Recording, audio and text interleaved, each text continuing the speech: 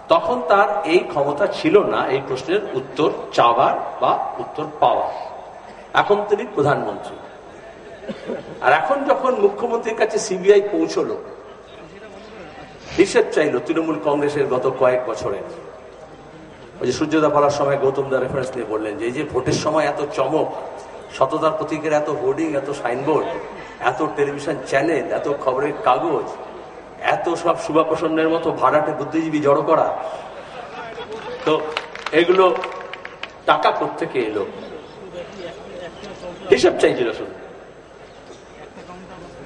এখন সেই প্রধানমন্ত্রী দপ্তর থেকে এখানে সিবিআই নির্দেশ এসছে যে ওইসব প্রশ্ন করা যাবে না। কেন?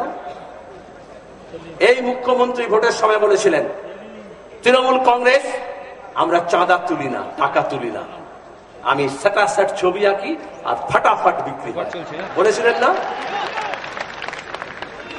আচ্ছা, যিনি কবি তিনি সবসময় কবিতা লিখবেন, যিনি শিল্পী তিনি সবসময় ছবি আঁকবেন, তো এখন তিনি কেন সেট ছবি আঁকছেন না? কারণ এখন যারা ফাটাফাট কিনছিল তারা এখন জেলের ভেতরে খাটাখাট করা নাড়ছে, জামিন করে। এই জন্য তিনি এখন সেট ছবি আঁকছেন না। এখন তিনি ঝাঁটাপাট প্রধানমন্ত্রীর কাছে চলে গিয়েছেন, দাদা গো বাঁচাও। মোদি ভাই দিদি ভাই যে লিখেছেন আপনারা, রক্ষাবন্ধনে রাখি পরিয়ে বোনেরা ভাই বোনে অভয় দেয়। আমাদের রাজ্যের কাকদ্বীপ থেকে কোচবিহার পর্যন্ত কোন মহিলা নিরাপত্তা না থাকলেও প্রধানমন্ত্রী এই মহিলাকে বলেছেন তুমি নিরাপদ।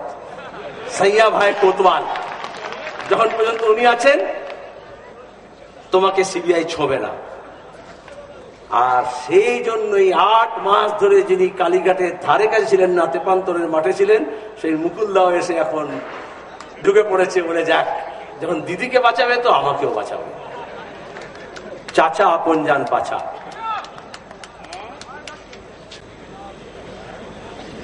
গরিব মানুষ,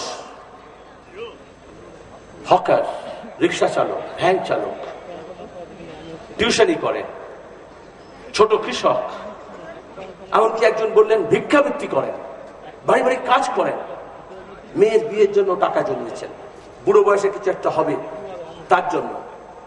এই তৃণমূলের নেতারা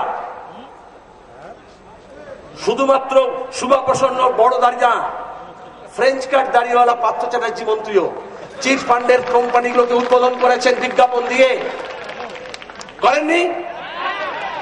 গোল্ড মাইন শোনেননি? র্যাবেন, আগে আমরা বলতাম তৃণমূলের কয়েকটা মন্ত্রী